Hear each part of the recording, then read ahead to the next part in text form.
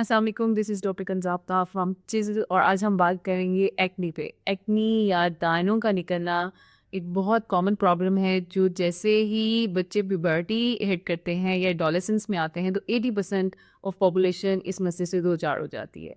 तो दानों का निकलना या एक्नी का निकलना एक कॉमन प्रॉब्लम है जिसका ट्रीटमेंट तो दवाइयों से ही है, लेकिन कुछ ऐसी एहतियाती तदाबीर की जा सकती हैं जिससे एक्नी को वर्स होने से या उसको प्रोलॉन्ग होने से बचाया जा सकता है या उसके ट्रिगर्स को रोक के उसका ड्यूरेशन कम किया जा सकता है।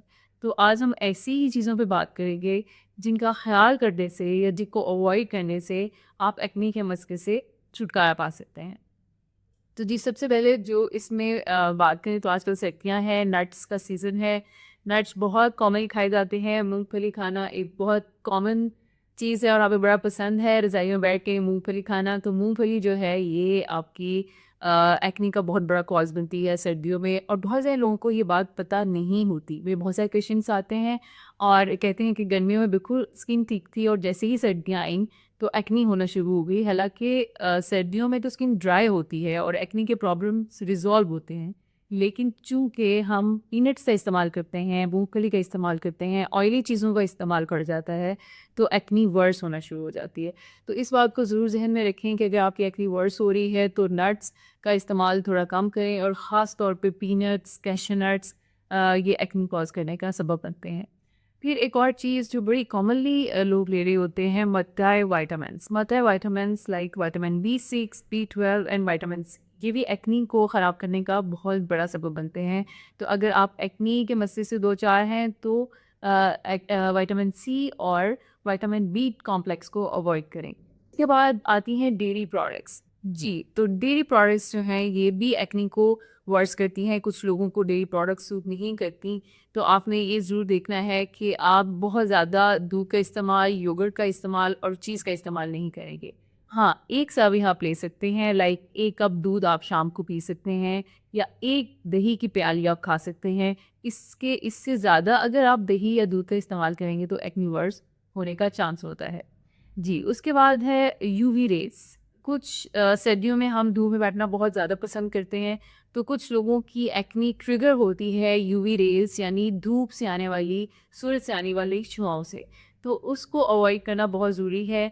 अच्छा, यहाँ ये बात बताना बहुत ज़रूरी है कि जो भी ट्रिगर्स हम बात कर रहे हैं वो सब एक्ने पे नहीं आते, सब लोगों को नहीं आते। हर इंडिविजुअल का, हर पर्सन का एक्ने का ट्रिगर डिफरेंट होता है। तो आपने ये खुद से फाइंड आउट करना है कि आपका एक्ने का ट्रिगर क्या है। आया कि वो मल्टीविटामिन्स हैं, आया कि वो पीनट्स हैं या वो ऑयली फूड का इस्तेमाल है या डेयरी प्रोडक्ट। इसी तरह इस लिस्ट को आगे बढ़ाते हैं। एक बहुत कॉमन प्रॉब्लम जो देखने में आया है कि सन ब्लॉक का इस्तेमाल। सन ब्लॉक का इस्तेमाल अगर आप अपनी जिस्म के अकॉर्डिंगली नहीं करते तो उससे भी एक्ने वर्स हो जाती है। लाइक अगर आपकी ऑयली स्किन है और आप उस पे क्रीम बेस्ड या मॉइस्चराइजिंग सन ब्लॉक लगा रहे हैं तो उससे पोर्स ब्लॉक होने का ख़तरा होता है और एक्ने वर्स हो जाती है।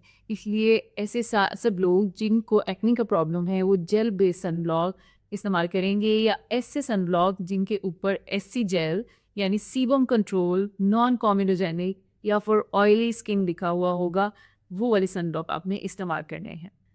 जी, इसके अलावा एक और एक्ने की किस्म होती है हार्मोनल एक्ने। जैसे ही हम 30s की फिगर क्रॉस करते हैं या बहुत सारी बच्चियों में जिनको पीसीओएस का मसला है, पॉलीसिस्टिक ओवेरियन डिजीज़ का मसला है, उनमें हार्मोनल एक्ने आती है। हार्मोनल एक्ने का जो प्राइम लोकेशन है वो लोअर फेस होता है। आपको चिन के एरिया में, बियर्ड एरिया में, लोअर फेस के ऊपर एक्ने आना शुरू हो जाती है और ये पर्टिकुलरली हार्मोनल एक्ने होती है क्योंकि इसके साथ और सिम्टम्स लिंक्ड होते हैं जैसे कि इरेगुलर साइकिल्स और आपके हेयर फॉल का मसला, वेट गेन का मसला। तो ऐसी बच्चियां जिनको हार्मोनल एक्ने आती है उसका ट्रीटमेंट तो वो डॉक्टर से ही नहीं, लेकिन अगर वो घर में एक्सरसाइज शुरू कर देती हैं और रोज़ाना 30 मिनट की वॉक शुरू कर देती हैं और कुछ केजीज़ अपना रिड्यूस कर लेती हैं वेट, तो हार्मोनल एक्ने को इससे बहुत ज़्यादा हेल्प मिलेगी।